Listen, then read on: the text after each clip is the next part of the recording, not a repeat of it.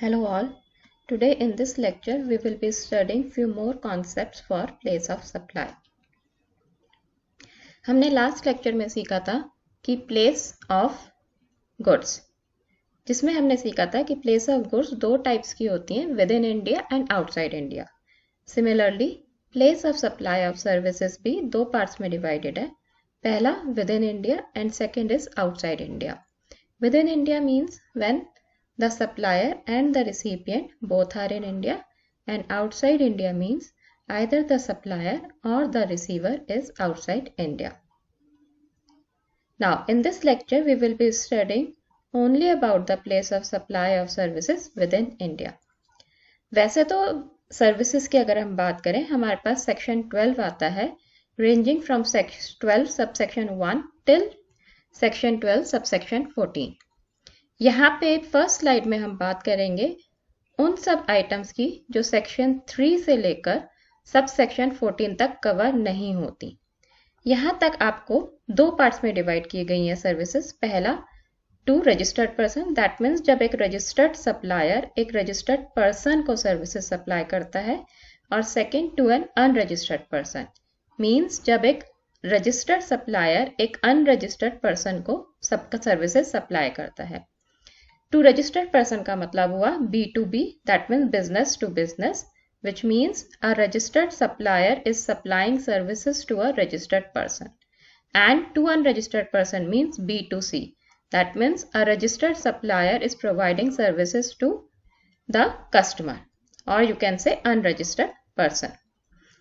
Whenever the goods are being supplied, whenever the services are being supplied to an unregistered person, it is further divided into two parts. First is where the address on record exists, and second is where the address on record does not exist.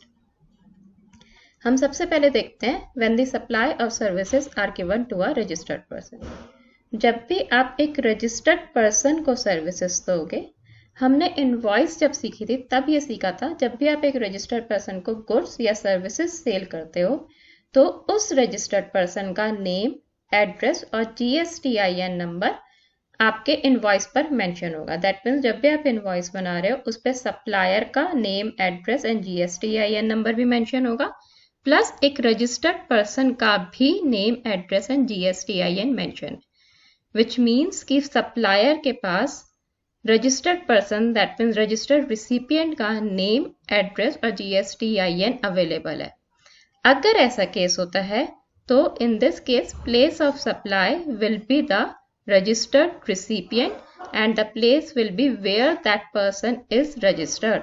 That means जहाँ का भी उसके पास GSTIN number है जो invoice पे mention होगा, उसको आप प्लेस ऑफ सप्लाई मानोगे। यहाँ पे हम एग्जांपल लेते हैं। सपोज करो मिस्टर ए दिल्ली में रजिस्टर्ड है और वो एक चार्टेड अकाउंटेंट है, वो अपनी सर्विसेज सप्लाई करते हैं, that means mister A is a supplier. Mister B Noida में है और वो रजिस्टर्ड है। मिस्टर ए मिस्टर बी के अकाउंट्स देखते हैं, so that means mister A अपनी सर्विसेज सप्लाई कर रहे हैं मिस्टर बी को। यहाँ मिस्टर ए भी रजिस्टर्ड है, मिस्टर बी भी रजिस्टर्ड है, तो ये आपका B2B का केस हो गया, और the place of supply will be the place where mister B, that means recipient, is registered. यहाँ मिस्टर बी नोएडा में रजिस्टर्ड है, so place of supply will be Noida. Hence over here it will be considered as interstate supply and IGST will be applicable. Next is if address is available in records of a supplier. अब हम बात करेंगे जब हमारी services एक unregistered person को दी जाती है, और उसका case 1 when address is available in the records of supplier, मतलब कि सप्लायर के पास अनरजिस्टर्ड रिसिपिएंट का एड्रेस मेंशन है। अगर सप्लायर के पास अनरजिस्टर्ड पर्सन का एड्रेस है, then location of such unregistered person will be the place of supply. That means जो एड्रेस आपके पास मेंशन है उसको हम प्लेस ऑफ सप्लाई मानेंगे। लेकिन अगर आपके पास, दैट मीन्स सप्लायर के पास unregistered recipient, that means customer का एड्रेस मेंशन नहीं है, then location of the supplier of service will be considered as a place of supply, which means जहाँ पर भी सप्लायर ऑफ सर्विस है, जिस भी जगह सप्लायर ऑफ सर्विस है, उसी जगह को प्लेस ऑफ सप्लाई मानेंगे। यहाँ पे हम एग्जाम्पल लेते हैं, मिस्टर ए दिल्ली में रजिस्टर्ड है, मिस्टर बी नोएडा में अनरजिस्टर्ड है, मिस्टर ए सप्लायर है, मिस्टर बी रिसिपिएंट है। मिस्टर ए मिस्टर बी को कंसल्टेंसी सर्विस देते हैं। जब मिस्टर ए मिस्टर बी को कंसल्टेंसी सर्विस दे रहे हैं तो यहाँ पे हम देखेंगे कि मिस्टर बी का एड्रेस मिस्टर ए के पास है या नहीं। अगर मिस्टर बी का एड्रेस मिस्टर ए के पास है तो Noida will be considered as a place of supply and it will be considered as inter state supply and IGST will be applicable. अगर mister A that mean supplier के पास mister B का address mention नहीं है, available नहीं है, इन that case जहां पर भी मिस्टर ए है उसी को हम प्लेस ऑफ सप्लाई मानेंगे। That means Delhi will be provided as a place of supply and it will be considered as intra-state supply and CGST and SGST will be applicable. Next हम बात करते हैं in relation to an immovable property और boat और vessel कि जब भी हम immovable property boat और vessel की तरफ कोई भी सर्विस देते हैं तब क्या करते हैं। अगर आप lodging, accommodation by a hotel, inn, guest house, club, camp site, house boat में कोई भी सर्विसेज देते हो तो जहां पर भी इमूवेबल प्रॉपर्टी है उसी को हम प्लेस ऑफ सप्लाई मानेंगे। लेकिन अगर आप इमूवेबल प्रॉपर्टी की तरफ अपनी आर्किटेक्ट सर्विस देते हो या इंटीरियर डेकोरेटर की सर्विस देते हो, सर्वेयर, इंजीनियर या रियल एस्टेट एजेंट की सर्विस देते हो, then again location of an immovable property will be considered as a place of supply. यहाँ पर हम एग्जाम्पल लेते हैं, मिस्टर बी महाराष्ट्र में है, उनकी एक फैक्ट्री है हरियाणा में। मिस्टर एक्स दिल्ली में एज एन आर्किटेक्ट है। मिस्टर बी मिस्टर एक्स को अप्रोच करते हैं और उनकी सर्विस मांगते हैं कि वो उनकी फैक्ट्री हरियाणा में जो फैक्ट्री है उसकी तरफ अपने आर्किटेक्ट वर्क की सर्विस दें। दैट मीन्स उनकी फैक्ट्री का लेआउट बनाए। तो मिस्टर एक्स मिस्टर बी के कहने पर हरियाणा की फैक्ट्री का लेआउट बनाता है। यहाँ पर मिस्टर बी ने एक इमूवेबल प्रॉपर्टी की तरफ सर्विस दी है, तो जहां पर भी इमूवेबल प्रॉपर्टी है उसको हम प्लेस ऑफ सप्लाई मानेंगे। Hence place of supply will be Haryana. Mister X is a supplier, he is in Delhi, so it will be considered as interstate supply and IGST will be applicable. Next example लेते हैं। Suppose करो mister B Jaipur में है, mister x Delhi में है जो owner है एक होटल के। मिस्टर बी जयपुर से दिल्ली घूमने के लिए आते हैं और मिस्टर एक्स के होटल में स्टे करते हैं। तो अगेन उन्होंने सर्विस कहाँ पे ली है, एक इमूवेबल प्रॉपर्टी में। होटल मूवेबल नहीं है, हम होटल को एक जगह से दूसरी जगह नहीं लेके जा सकते, so hence the place of supply will be the where the immovable property is. यहाँ पे immovable property that means hotel Delhi में है, so Delhi will be considered as a place of supply.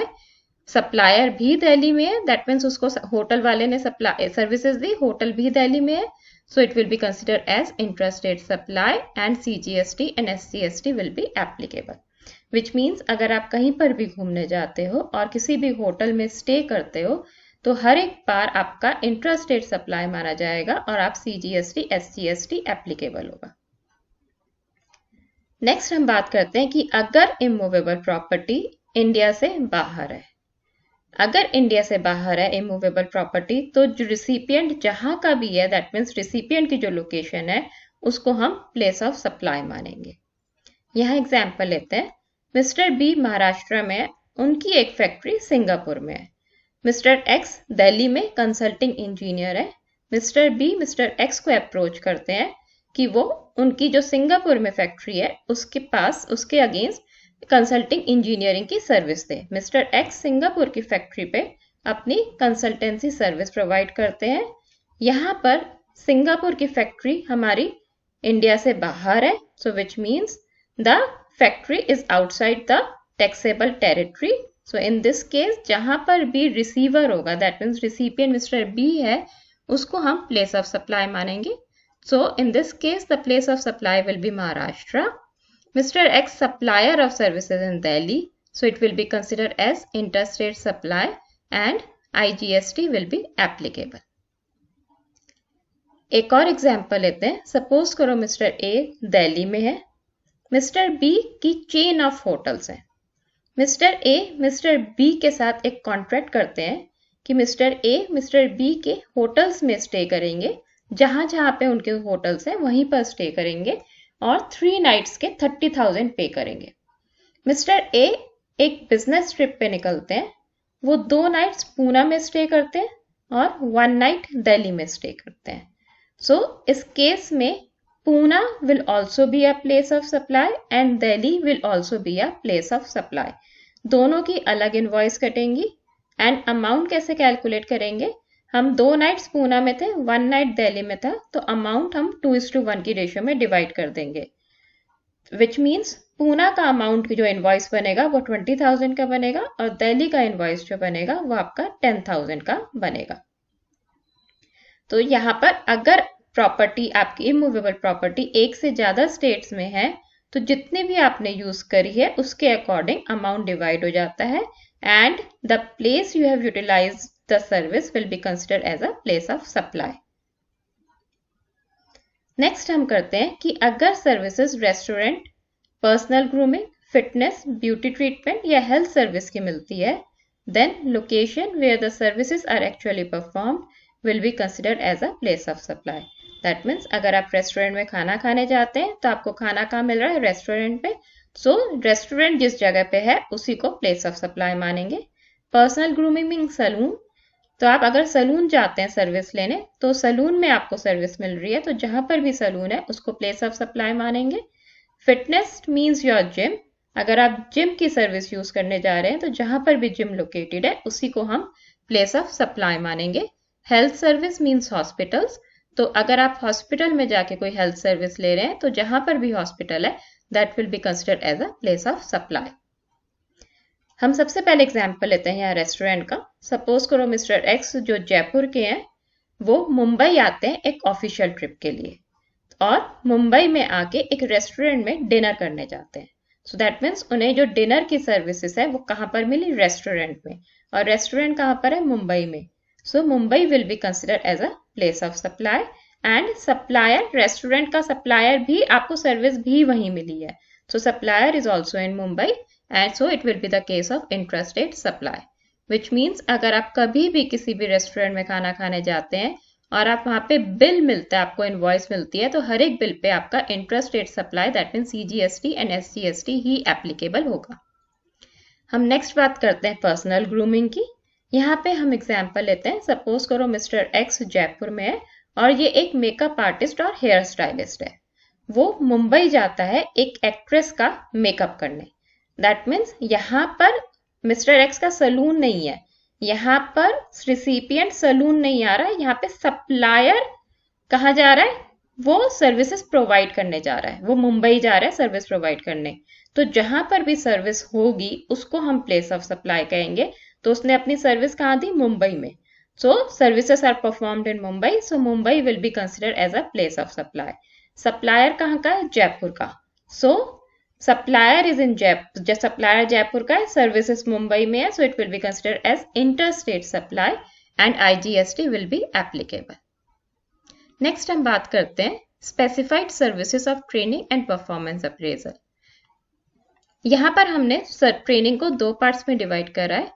अगर एक रजिस्टर्ड पर्सन ट्रेनिंग लेता है, that means अगर B2B का केस है, एक रजिस्टर्ड रिसिपिएंट एक रजिस्टर्ड सप्लायर से सर्विस ले रहा है, so in that case location of the recipient will be considered as a place of supply. जैसा कि हमने अभी पहले भी बात करी है कि जब भी आप रजिस्टर्ड पर्सन को गुड्स या सर्विसेज सेल ऑफ करते हो तो उसका GSTIN नंबर, दैट मीन्स उसका एड्रेस और वो किस स्टेट में रजिस्टर्ड है वो सप्लायर के पास इंफॉर्मेशन होगी और वही एड्रेस और GSTIN नंबर वो इनवॉइस पे लिखेगा।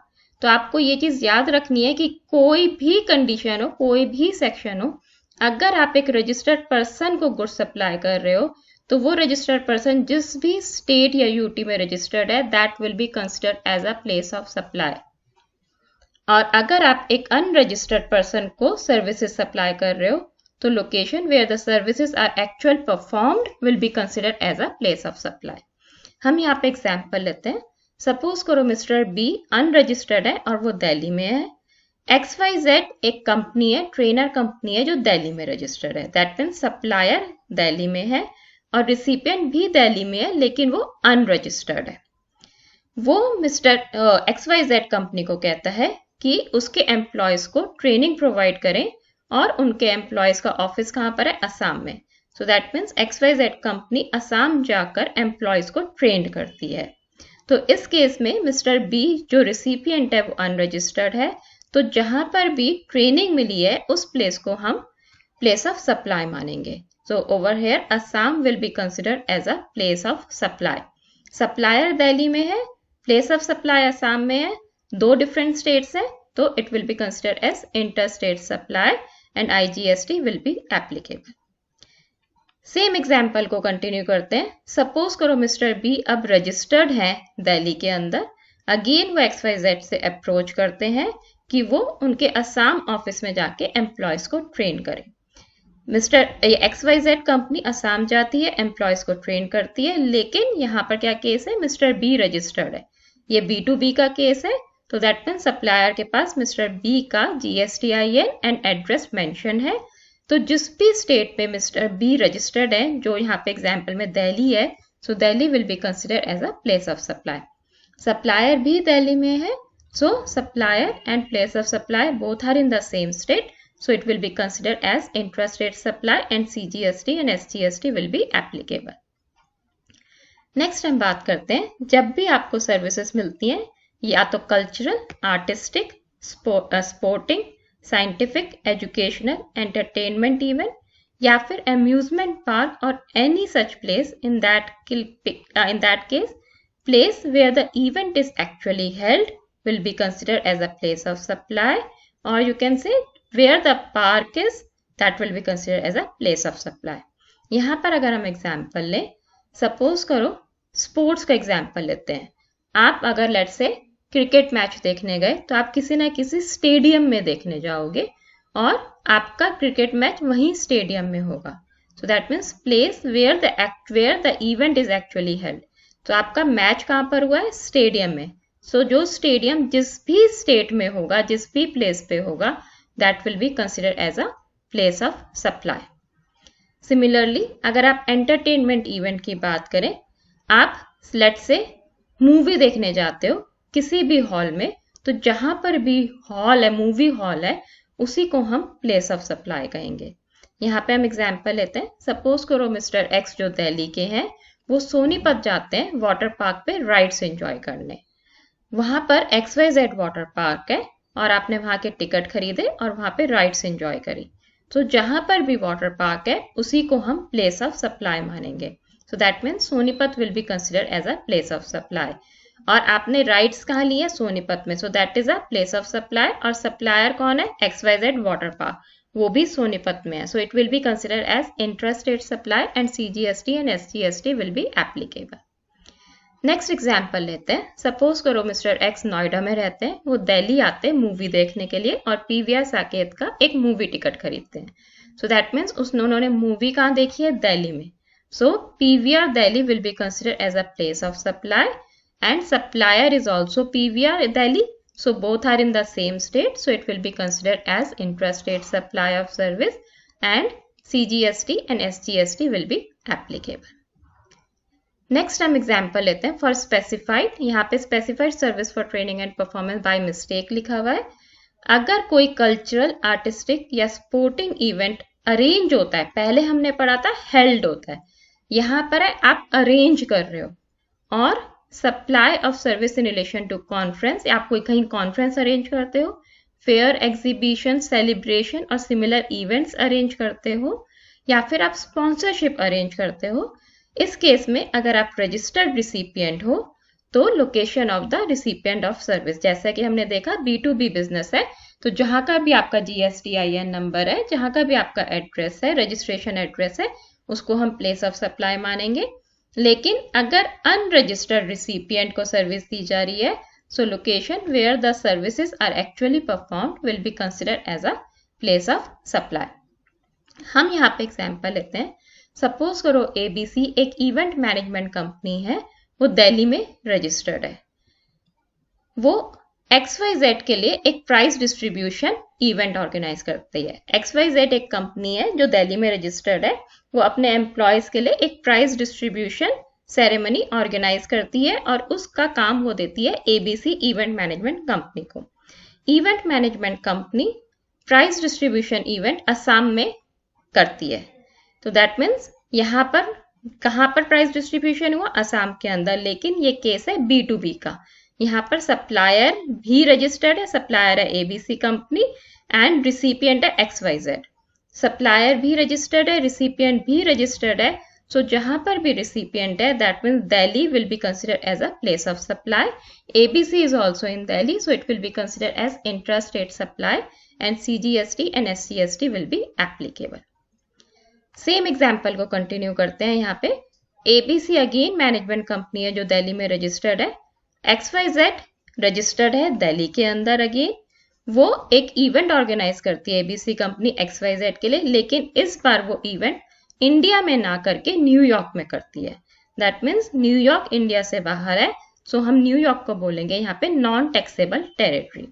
अगर कभी भी ऐसा केस होता है कि बाहर इवेंट हो रहा है तो यहाँ पर जहां पर भी XYZ रजिस्टर्ड है उसी को हम प्लेस ऑफ सप्लाई बोलेंगे, क्योंकि ये अगेन ये भी केस है आपका B2B का। सो दैट मीन्स अगर आपका इवेंट ऑर्गेनाइज्ड इवेंट दिल्ली में है, इंडिया में है या इंडिया से बाहर है, अगर रिसिपिएंट रजिस्टर्ड है तो जहां पे भी रिसिपिएंट रजिस्टर्ड है उसी को हम प्लेस ऑफ सप्लाई मानेंगे। तो यहाँ पर भी आपकी इंट्रास्टेट सप्लाई है, CGST and SCST will be applicable. Next example लेते हैं वेडिंग इवेंट का। मिस्टर A अनरजिस्टर्ड है दिल्ली में और XYZ एक वेडिंग प्लानर है registered in Gurgaon. That means XYZ क्या है? वो सर्विस प्रोवाइड करते हैं। मिस्टर A XYZ के पास अप्रोच करते हैं और उनसे कहते हैं कि उनका वेडिंग फंक्शन दिल्ली में करें। XYZ क्या करता है? दिल्ली में उनका इवेंट कर देता है। तो यहाँ पर क्या होगा कि जहां पर भी इवेंट हुआ है उसी को हम प्लेस ऑफ सप्लाई मानेंगे। यहाँ पर इवेंट हुआ है दिल्ली के अंदर, so Delhi will be consider as a place of supply. यहाँ पर हम चांस की बात है कि अनरजिस्टर्ड पर्सन भी दिल्ली में है। अगर सपोज करो ये अनरजिस्टर्ड पर्सन कहता कि दिल्ली की जगह गुड़गांव में इवेंट ऑर्गेनाइज करो, तो Gurgaon will be consider as a place of supply. Next example लेते हैं। सपोज करो मिस्टर A अनरजिस्टर्ड है। अगेन वो XYZ वेडिंग प्लानर जो दिल्ली गुड़गांव में रजिस्टर्ड है उनको अप्रोच करते हैं कि इस बार आप फंक्शन जो करोगे वो न्यूयॉर्क में करोगे। तो XYZ कंपनी न्यूयॉर्क में जाके फंक्शन करती है। इस केस में क्योंकि न्यूयॉर्क आपका इंडिया में नहीं है, वो एक नॉन टैक्सेबल टेरिटरी में है, तो जहां पर भी रिसिपिएंट है दैट मीन्स दिल्ली में वो रिसिपिएंट है, चाहे वो अनरजिस्टर्ड है, then also Delhi will be considered as a place of supply. Next हम बात करते हैं गुड्स ट्रांसपोर्टेशन सर्विस की। अगर गुड्स ट्रांसपोर्टेशन सर्विस में भी रिसिपिएंट रजिस्टर्ड है तो again location of the recipient of service that means B2B case है, तो जहां का भी GSTIN होगा उसी को हम प्लेस ऑफ सप्लाई बोल मानेंगे। अगर अनरजिस्टर्ड पर्सन है so location at which such goods are handed over for their transportation will be considered as a place of supply. यहाँ पर हम एग्जाम्पल लेते हैं। सपोज करो ABC दिल्ली में रजिस्टर्ड है और XYZ कोरियर सर्विस है वो भी दिल्ली में रजिस्टर्ड है। ये अगेन B2B का केस है। ABC XYZ को अप्रोच करती है और कोरियर भेजती है केरला में। तो XYZ प्रोवाइड करता है अपनी सर्विस और केरला में कोरियर को सप्लाई करता है। तो यहाँ पे B2B केस है, सो दैट मीन्स जहां पर भी ABC रजिस्टर्ड है, ओवर हेयर दिल्ली में रजिस्टर्ड है, so Delhi will be considered as a place of supply and supplier is also in Delhi, so it will be considered as intrastate supply and CGST and SCST will be applicable. Same example में अगर ABC यहाँ पे unregistered होती और XYZ को approach करती कि उसका कोरियर केरला पहुंचा दो, तो यहाँ पे हम देखते कि ABC ने उसको कोरियर करने के लिए जो गुड्स दिए हैं वो कहाँ पर दिए हैं। अगर उसने दिल्ली में दिए हैं तो Delhi will be consider as a place of supply. So again उसने दिल्ली में दिए हैं तो Delhi will be the place of supply. Supplier is also in Delhi, so it will be considered as an intrastate supply, and CGST and SGST will be applicable. Next example लेते हैं. यहाँ पे suppose करो PQR रजिस्टर्ड है कानपुर में और mister A purchaser है असम का. That means mister A goods purchase करते हैं PQR से, और यू कैन से PQR ने मिस्टर ए को गुड्स भेजे. अब असम कानपुर से दूर है, तो PQR क्या करता है, XYZ एक ट्रांसपोर्टेशन सर्विस प्रोवाइडर है कानपुर के अंदर, उसकी हेल्प लेता है और उससे कहता है कि वो गुड्स असम पहुंचा दे. यहाँ पर अगेन B2B का केस है, तो यहाँ पे PQR सर्विस ले रहा है XYZ से, तो PQR है रिसिपिएंट, XYZ है सप्लायर.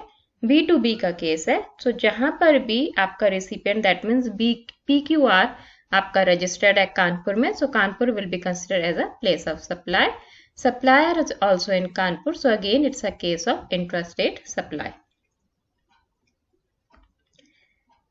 यहाँ पे हम एग्जाम्पल लेते हैं. सपोज करो मिस्टर ए एक एम्प्लॉई है जो अनरजिस्टर्ड है, इसका ट्रांसफर हो जाता है ऑफिस में, बेंगलोर ऑफिस में. अब जब इसका ट्रांसफर हो गया बेंगलोर ऑफिस में, तो ये अपना सारा सामान लेके दिल्ली से बेंगलोर जाएगा. ये क्या करता है, XYZ ट्रांसपोर्ट कंपनी है, उसको अप्रोच करता है और उससे कहता है कि उसका सारा सामान बेंगलोर पहुंचा दो. तो यहाँ पर मिस्टर ए अनरजिस्टर्ड है, तो हम यहाँ पे देखेंगे कि मिस्टर ए XYZ कंपनी को अपना सामान कहाँ पे हैंड ओवर कर रहा है. अगर वो अपना सामान दिल्ली में हैंड ओवर कर रहा है, क्योंकि वो दिल्ली से बेंगलोर जा रहा है, तो उसका घर का सारा सामान हाउस होल्ड गुड्स दिल्ली में होंगे, तो Delhi will be considered as a place of supply. And again it will be considered as an intrastate supply, and CGST and SCST will be applicable. Next हम बात करते हैं पैसेंजर ट्रांसपोर्टेशन सर्विस की. अगर एक रिसिपिएंट रजिस्टर्ड पर्सन सर्विस लेता है, तो location of a recipient of service, that means where the GSTIN number is there और in which state the recipient registered recipient is registered, that will be considered as a place of supply.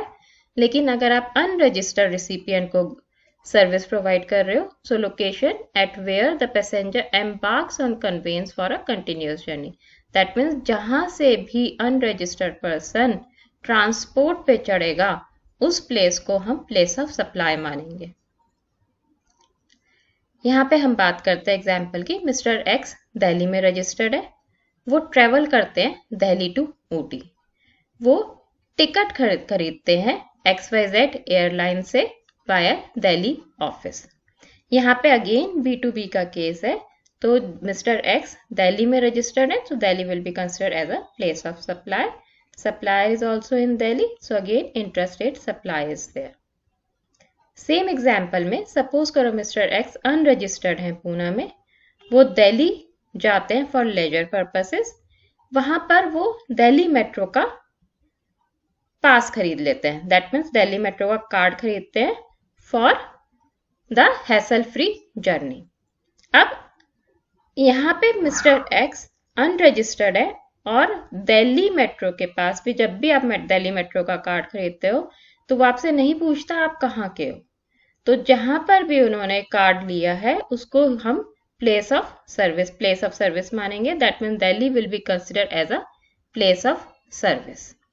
और Delhi metro supplier कहाँ पर है, वो भी दिल्ली में है, so it will be considered as a intrastate supply, and CGST and SCST will be applicable. Next example लेते हैं. सपोज करो मिस्टर एक्स अनरजिस्टर्ड है पूना में, वो एक रिटर्न टिकट खरीदते हैं Poona to Delhi and Delhi to Poona.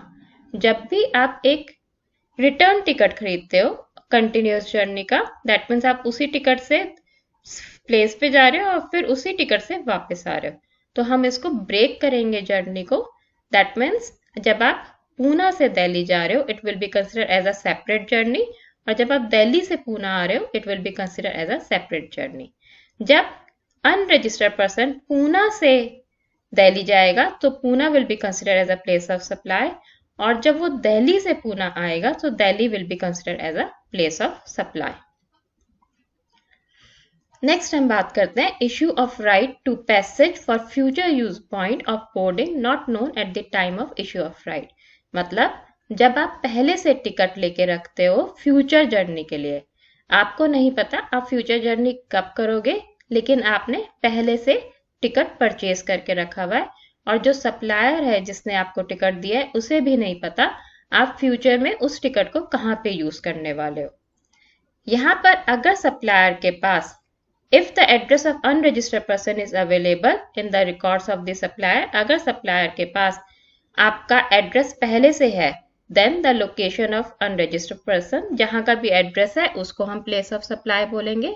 लेकिन अगर एड्रेस अवेलेबल नहीं है तो location of the service provider की जहां पर भी वो सर्विस दे रहा है उसको हम प्लेस ऑफ सप्लाई बोलेंगे। यहाँ पर अगेन हम बात करते हैं कि मिस्टर एक्स दिल्ली में है, वो दिल्ली मेट्रो कार्ड खरीदते हैं।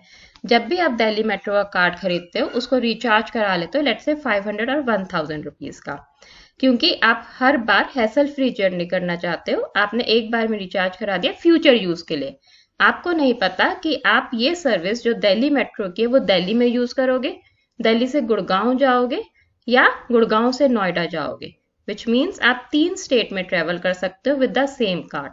तो आपको यहाँ पे फ्यूचर जर्नी अनप्रिडिक्टेबल है, ना आपको पता, ना ही दिल्ली मेट्रो कार्ड जब आपको सर्विस कार्ड दे रहा है उसे पता है कि आप इस कार्ड का यूसेज कहाँ करोगे। तो इस केस में ना ही आपका एड्रेस होता है दिल्ली मेट्रो के पास। जब भी आप कार्ड लेने जाते हो दिल्ली मेट्रो आपसे एड्रेस नहीं पूछता, सो दैट मीन्स दिल्ली मेट्रो के पास भी आपका एड्रेस नहीं है।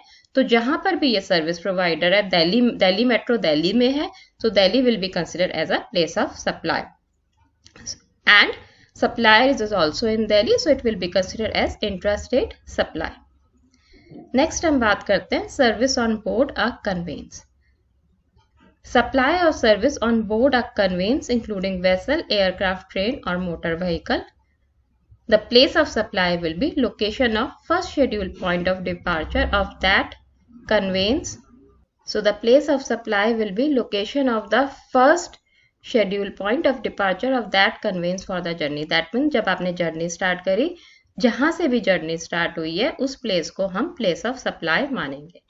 यहाँ पे हम एग्जांपल लेते हैं। सपोज करो मिस्टर एक्स अनरजिस्टर्ड है दिल्ली में, वो ब्रिटिश एयरवेज के थ्रू दिल्ली टू मुंबई जाते हैं, और जब अब वो दिल्ली टू मुंबई गए बीच में उन्होंने एक इंग्लिश मूवी देखने की डिमांड करी after making all necessary payment.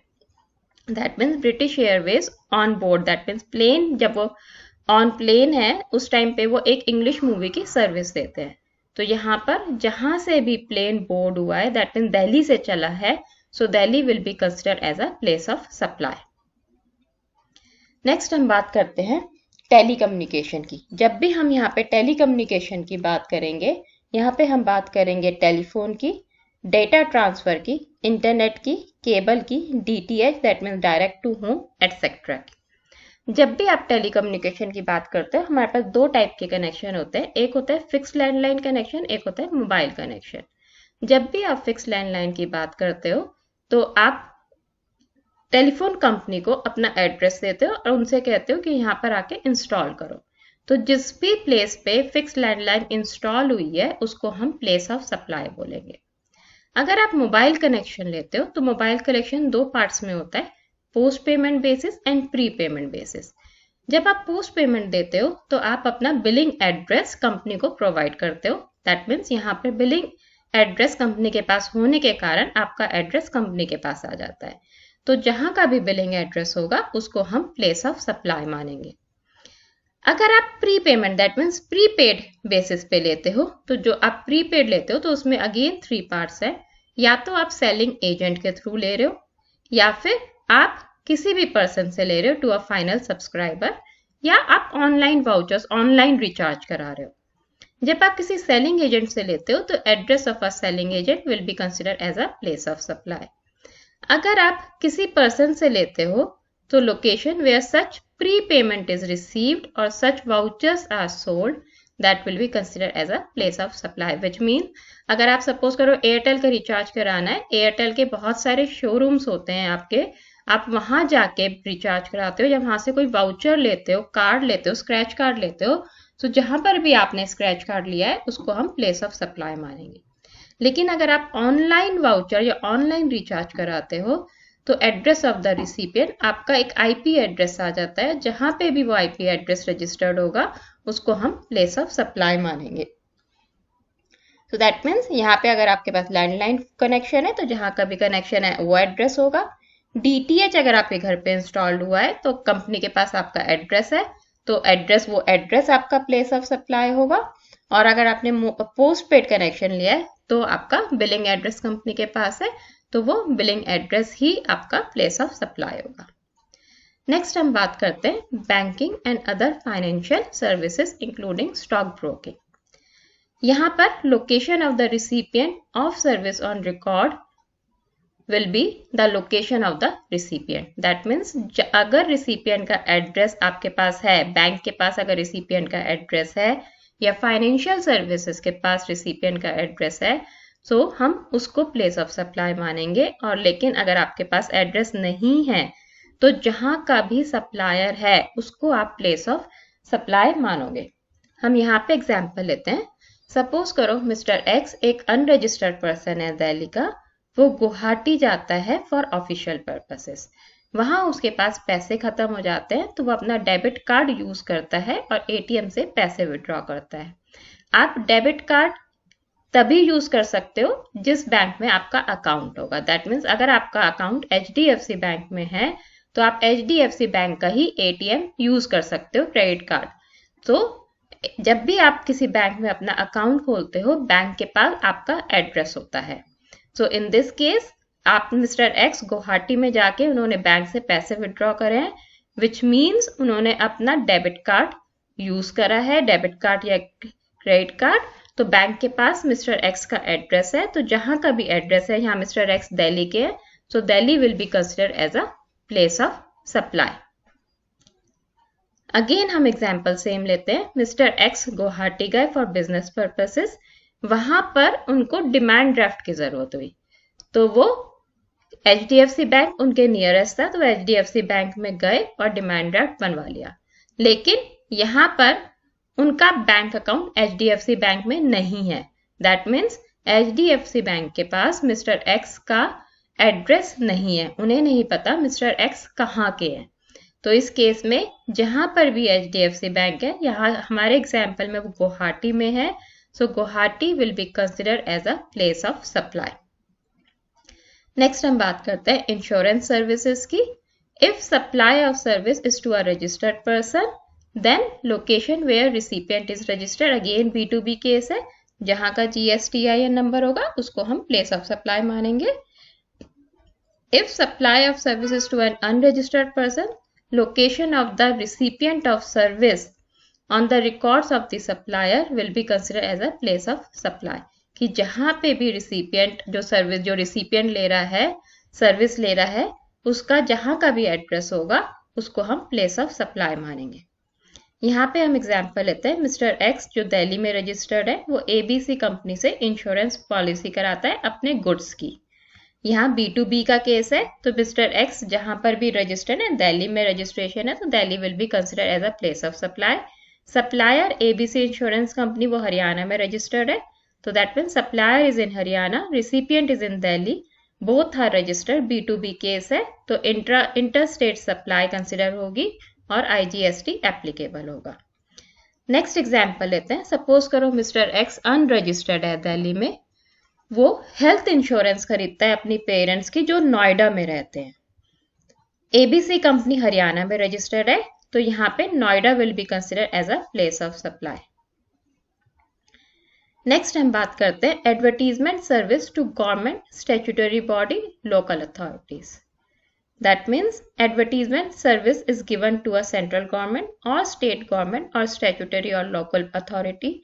If such a case, then place of supply shall be taken as being in each of such state or UT, and value of such supply specified to each state or UT shall be proportion in amount attributable to the services provided by way of dismention in the respective states or UT as may be determined in terms of contract or agreement entered into this regard।